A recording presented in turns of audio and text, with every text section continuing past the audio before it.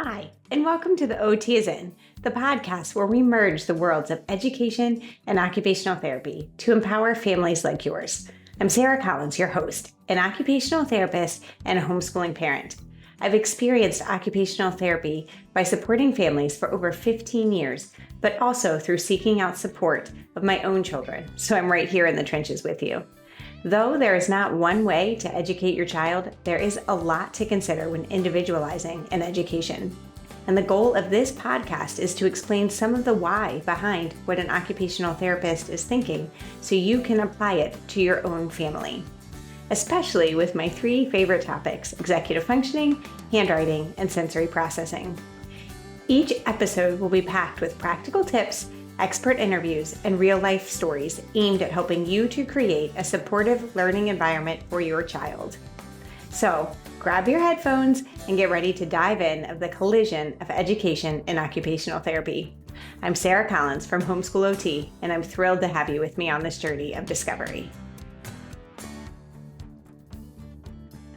Hey, and welcome to this week's episode of the OT is In podcast. Today, I'm excited to be joined by Gretchen Rowe. Gretchen has been part of the homeschool community for 27 years. She's graduated all 6 of her children and now presents internationally at homeschool conferences as part of the DEMI learning team. In this conversation, we're blending our professional expertise, my background in occupational therapy, and Gretchen's in psychology and child development, as well as our personal experiences as parents and as parents of neurodivergent kids. Together, we're tackling a question we both hear all the time. When should you consider seeking a diagnosis? And how do you talk to your kids about their brains once you have one? If you're a parent who often hears, "I can't," if you're noticing your kids struggle to participate in the activities they need or want to do, or if you're looking for ideas on how to approach these conversations from little ones all the way up to teens, this episode is for you. So let's dive in. Hey, and welcome back to the OT is In. My name is Sarah Collins, and today I have Gretchen Rowe here with me. Now, Gretchen and I met, a year and a half ago, maybe? Yes. But I had been hearing her name for years before that. And we met at a convention where we were speaking together. And now we continuously show up. Hey, here we are in Virginia. Hey, here we are in Minnesota. She's my random travel buddy to see in all these places. Just so great. But Gretchen, so let's first, before we dive into our topic today, can you just give us a little background on who you are and your journey to this point? Sure. I am a reluctant homeschool mom of only 21 years. My husband and I have 6 children. 4 of them were homeschooled through graduation. Kid number 5 was homeschooled until his sophomore year of high school, and then at his request, he went to high school. And kid number 6 was homeschooled until middle school. And so they're all now graduates, and 5 have college degrees, and 1 is in a trade.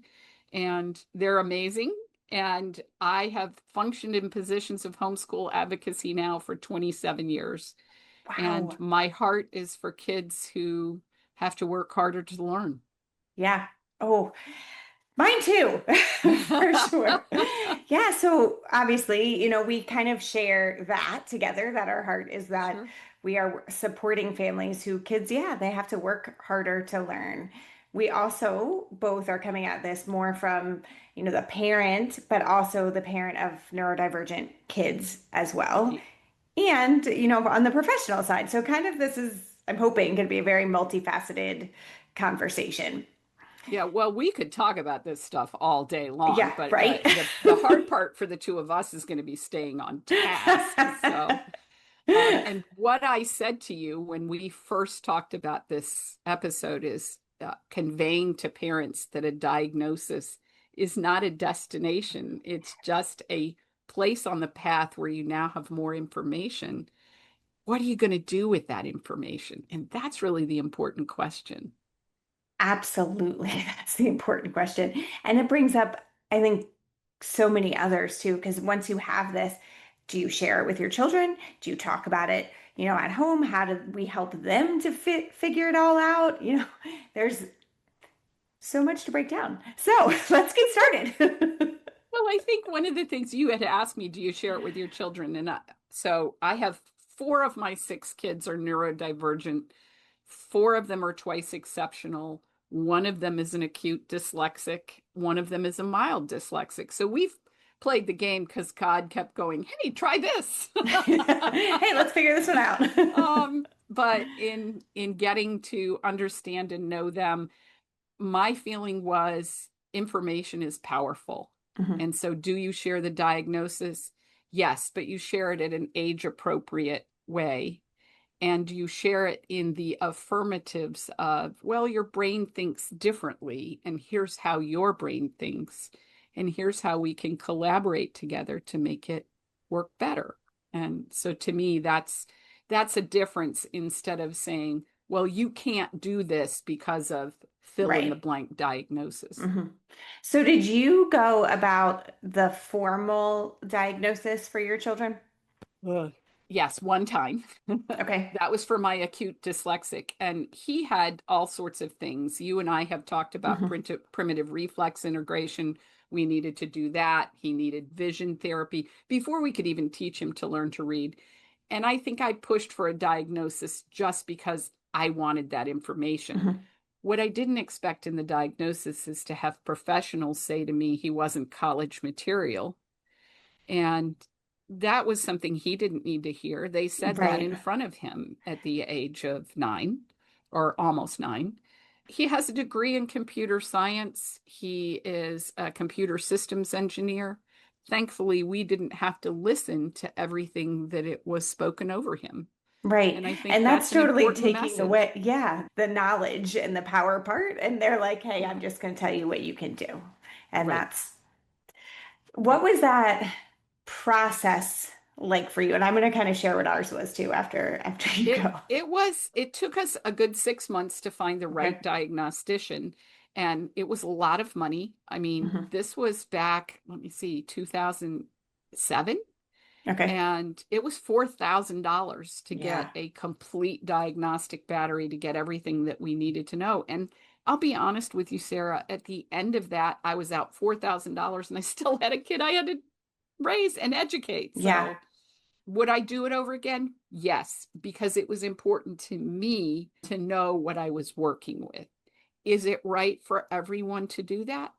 No. No. But what we have to do is, regardless of the diagnosis or even the suspicion therein, is we've got to balance the scales and help our children be ready for the world because Right. we're not always going to be with them. Yes. I love that. Where you're talking about the purpose, right? Of why. And I think that's such a big piece of this is asking ourselves that question of why am I going to go about this and why am I going to search for it? Is it just the information? Is it the information and the resources? Is it just my own title? Like the, or am I afraid of it? That's kind of turning it on the other side. Am I afraid of this because someone's going to give my child a quote unquote label? Have I hear that fear quite a bit. Do you hear that fear from people?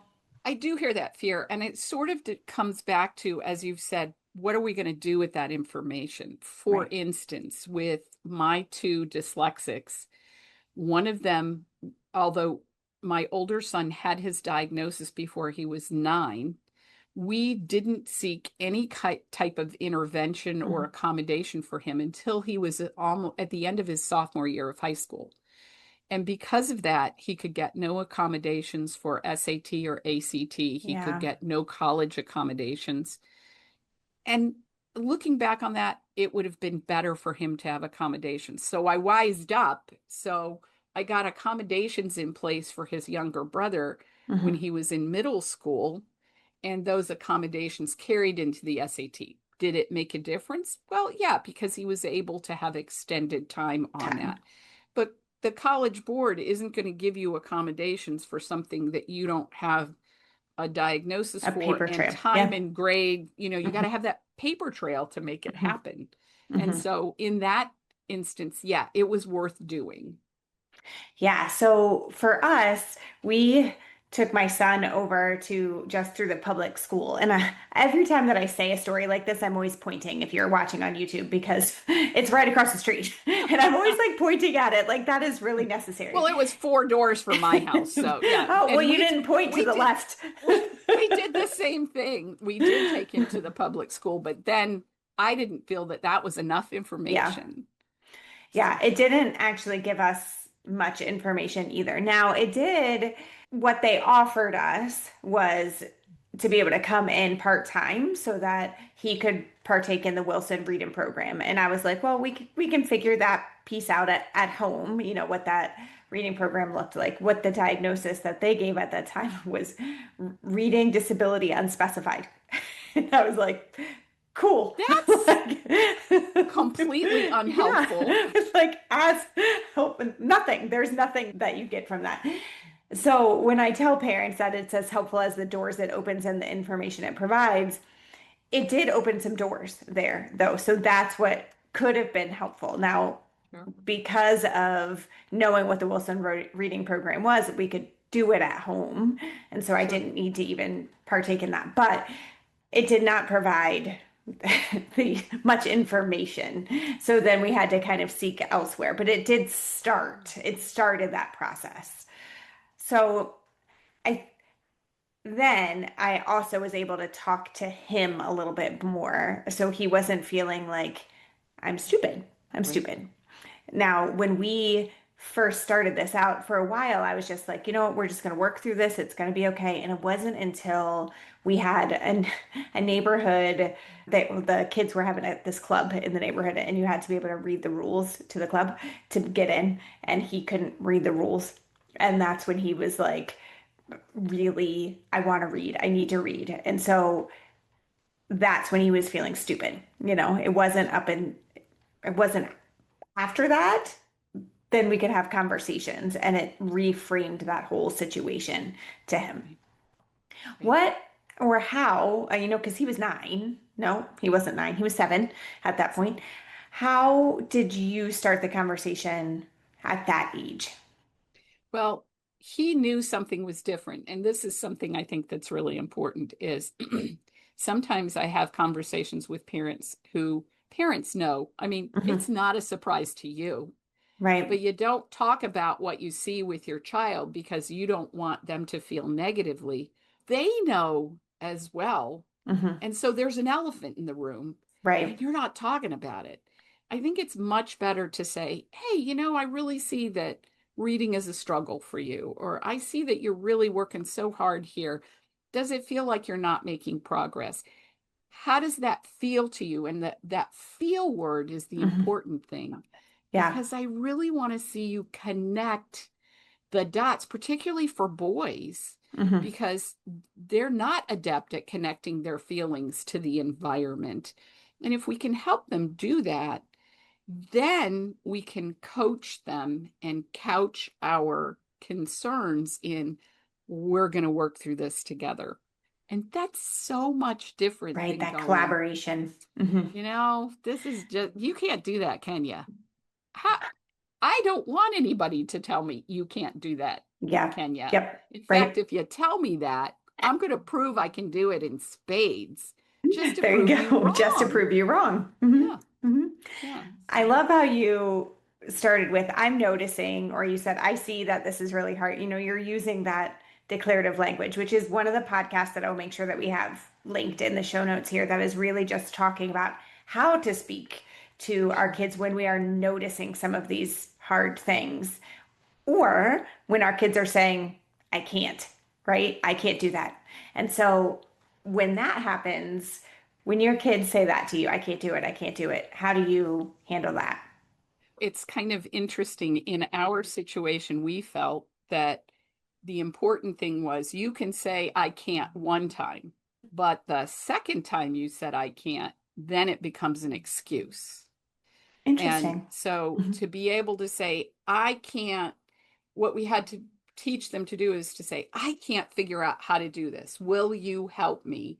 And sometimes the most important thing in that process is to teach your child that it's okay to ask for help. Yes. Yeah. Yeah. So we have been rephrasing that I can't do it this way. And Hmm. then because that then turns us into a collaboration of, oh, Right. well, let's problem solve and come around it.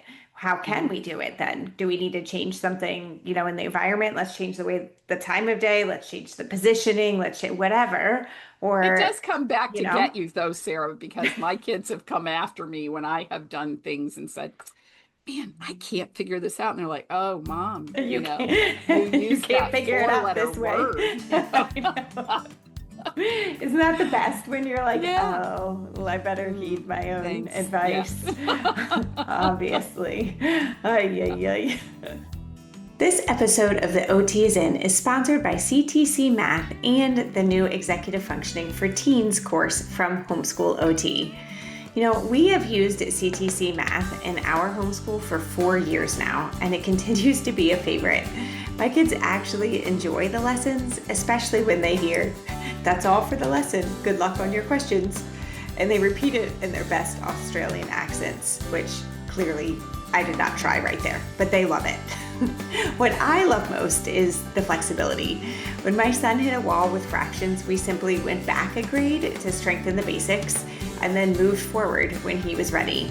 CTC Math lets you move at your child's pace, not a set curriculum's timeline. You can try it out at ctcmath.com. And speaking of personalized learning, if your teen struggles with starting tasks, managing time, or finishing what they start, we've got something for that too. Our brand new Executive Functioning for Teens course is designed to help the student understand the 11 brain-based skills that impact everything that they do, from getting ready in the morning to turning in that writing assignment. Each week includes short video lessons, a companion guide, workbook practice, and even a novel study to help them recognize these skills in action and in themselves. Plus, I built in plenty of suggestions to modify the course based on your teen's needs and goals. You can check this out now at homeschoolot.com. Now, back to the show. Welcome back, everyone. So as we were talking about younger kids and really talking through when do we tell them and how do we start talking about their brains, and especially if they're saying, I can't do this, I can't do this. But what about as they get older and we're starting to see struggles with the environment or struggles working outside the home or struggles, going to school, things like that? How then do you start to talk to your kids? Gee, Sarah, I kind of like the fact that you've played a pensieve with me and you're pulling my thoughts right into your bowl. I think everything has to be taught, Yeah. and everything from phone skills to being able to self-advocate. We don't have phones hanging on the wall in our house anymore where you go and answer the phone and say, Row residents, how may I help you?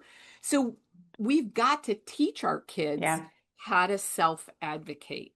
We've got to teach them tools to be able to function outside the home. And that starts at your kitchen table in small bites. But my kids from the age of 14 had to call doctors and make their own appointments. Mm. And I know that sounds wildly scary and gee, what a terrible parent I was. Not I don't think really, so. because it gave them the opportunity to learn how to do that, because Mhm. otherwise you don't learn. How do you learn that? How do you learn to have a conversation with a stranger? Um, One of the most brilliant things a parent told me, and I keep continuing to share this because I think it makes so much sense. She had a daughter who couldn't seem to find a path forward into adulthood. Hmm. And there were lots of things that she had interests in, but she didn't know what the best thing would be. And so, what her parents did is they sat down with her and suggested that she go to 4 adults at church whom she trusted and said, Yeah. what do you see as my strengths? And those That's conversations awesome. opened a whole new world for her. And what that ultimately led to is her ability to go on to college, find a degree that she loves, and now she's working in a profession that she would never have even thought Thought of about. if she hadn't Interesting. had those 4 conversations. So I think that's always important. That's so cool. And it's also kind of empowering to me as a parent, or not a good reminder that there are other adults that need to be pouring into my kids and to like Yeah. foster those relationships so that Yes. then they are able to go and ask questions, whether that's coaches, whether that's, teachers, people at church you mentioned, or other friends, parents in a co-op, that these other adults around our kids are important too, and to Right. foster those relationships. So Absolutely. It, do you feel like you had that for your kids, that they had adults around them that they cared did. and were able to They pour? they did, and my two youngest kids both did internships. And they're my two dyslexics, and we sat and coached them how they were going to have the conversations. We role played conversations. I would say, well, what if they ask you this Yeah. question? And we did all of those things. And I had the privilege of interviewing them for the Demi Learning Show for our Career Connections series. And they Mhm. both talked about the value of their internships and the persistence they needed to get those Yeah. internships. One thing I think is important to recognize, Sarah, is the adult world, the working world, doesn't really care what your child's diagnosis is. Yeah. Employers aren't going to ask. Employers aren't going to ask what your In fact, I child's don't even learning think preference they is. legally can ask, you know? Well, they're not like I'm in of the generation where we pretzeled ourselves to remember and learn how our kids learned, and then we tailored the academics to meet them how they learned. But the Hmm. truth is, we all learn in all kinds of Yeah. ways. We just have a preference. And Hmm. so we've got to teach our kids how to have that kind of adaptability so that when they're not with us, they have the ability to be successful wherever Right. they go. One of my daughters, who is wildly neurodivergent, carries a notebook with her, and she works in a very intense environment. She is a research biologist working in the field of genetics. Wow. So it is something else. Yeah. And she was talking about, I interviewed her last week actually for the Career Connection series, and she was talking about how not only does she have to take careful notes for her work, but she takes careful notes for herself so that she's sure she's understood how processes have gone. And Mm. that's not a bad idea for anybody entering the Right. workforce. Right.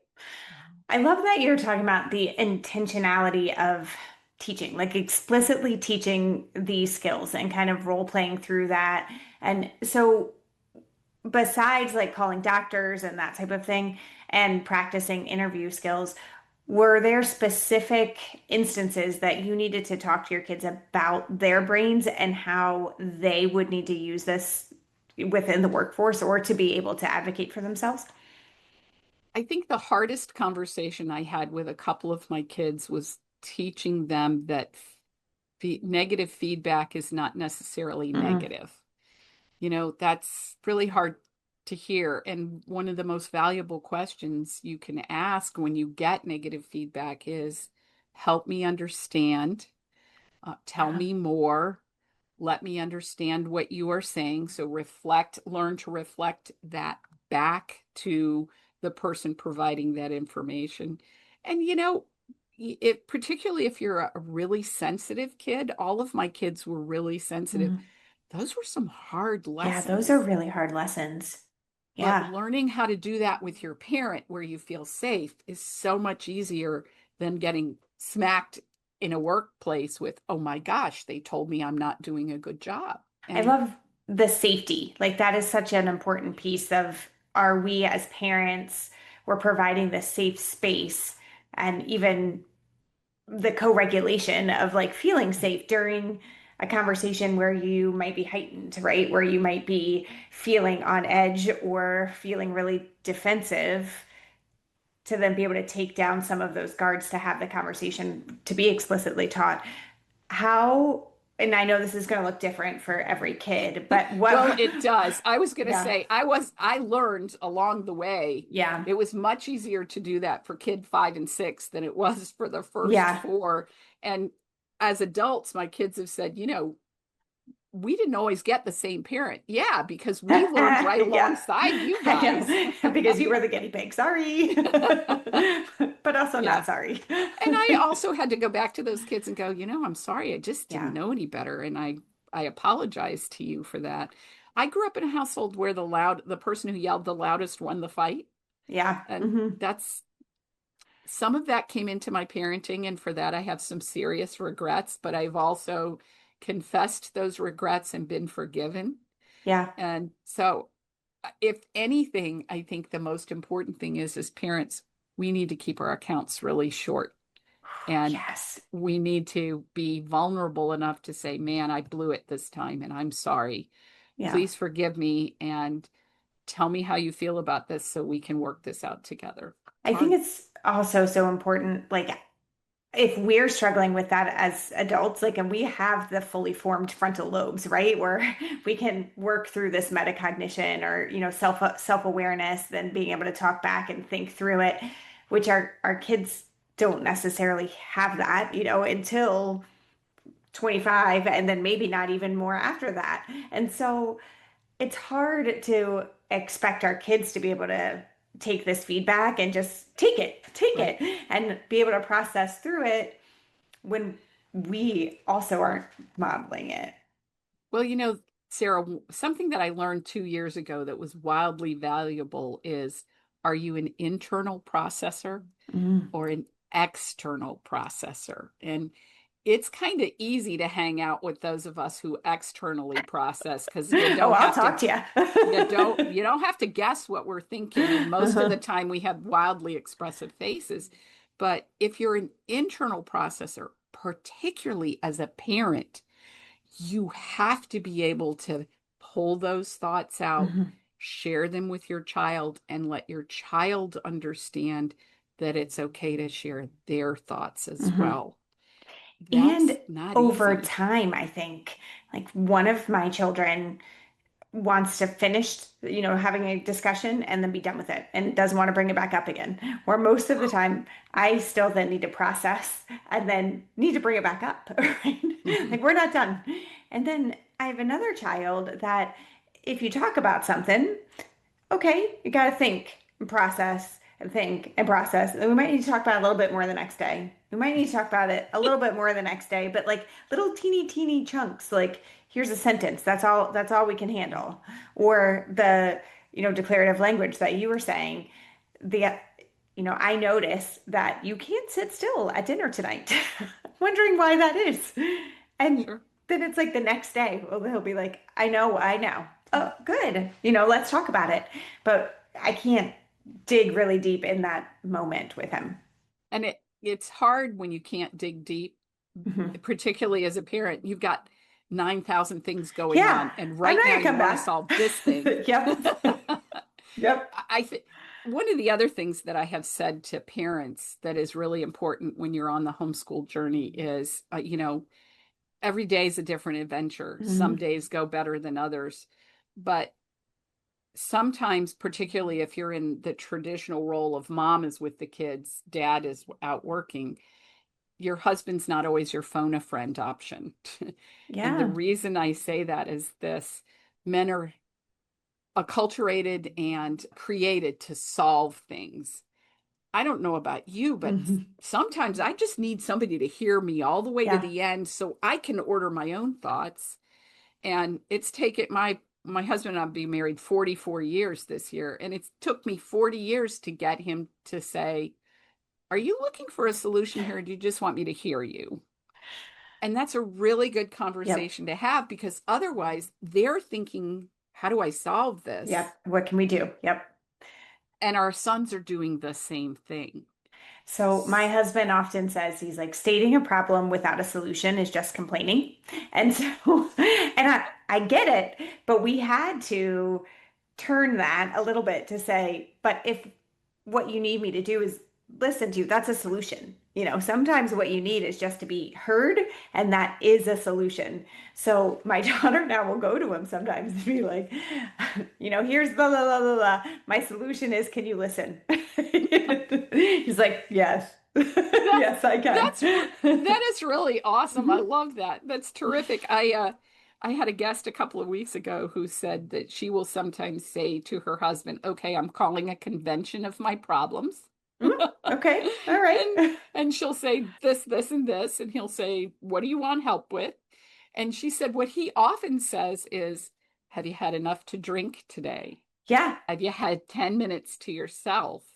Have you been to the bathroom? Yeah. Because sometimes we're so much in it, we forget we're humans too. Yes.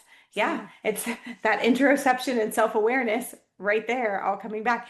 It's where, there are so many of these pieces of our brains. And now obviously we've talked about diagnosis, but how everything is interrelated. Our sensory systems, we've talked a little bit about executive functioning here. We've talked about specific, diagnosis and how that affects our brains and how we learn. And it just all comes together. But it seems like a big piece of this is how to discuss with our kids. So thank you so much to be able to just kind of process this together and give some ideas and practical tips of how to discuss with our kids. So, Gretchen, before we go, can you tell people where to find you and sure. if they have other questions? Sure. I am the public relations coordinator for Demi Learning. I am also the host and producer of the Demi Learning Show, which is a weekly webinar series. I've alluded to that a couple of times in our conversation. You can find me through the Demi Learning website, or you can find me through the podcast, The Demi Learning Show. And I love being able to help families. I had a conversation this morning with a family on the West Coast, and when I conclude talking to you, I'm going to talk with a family in Florida. So I love the opportunity to be able to help families. And pretty much any homeschool convention you're at as well, right? I will do 14 this year. Wow. And then 4 other conventions. So I'll clock in at 18 conventions this year. Wow. So people can definitely find you and see you there. And if you're Absolutely. speaking or you're typically in the hall I'm or either have to be. speaking or Okay. I'm at the Demi Learning booth. My husband laughingly describes me as someone who can thread a sewing machine while it's running. So I'm pretty high energy. You're all over. And I am the extrovert's extrovert. So I get energized from people, and I just love to be able to support families in their journey. My thought is, if I can keep you in the journey one more day, then I have honored God in the process. Amazing. Well, thank you so much for sharing and for being with us today. It's been my very great pleasure. Thank you for the invitation. Before you go, I've got a quick tip and a freebie that you do not want to miss. Executive functioning skills like planning, impulse control, and time management are absolutely essential for our kids, but they don't always come naturally. And that's why I put together a resource called Games That Teach Executive Functioning. It's a downloadable guide that includes fun, simple games, ones that you may already own. They support skills like working memory, flexible thinking, and more. It's perfect for families who want to learn, but let it feel like play, or who recognize that you really learn through play. So head on over to homeschoolot.com and grab your copy. You can go to the shop tab and find it. So let's make building executive functioning skills more doable and fun. Thank you so much for being here, and grab your copy.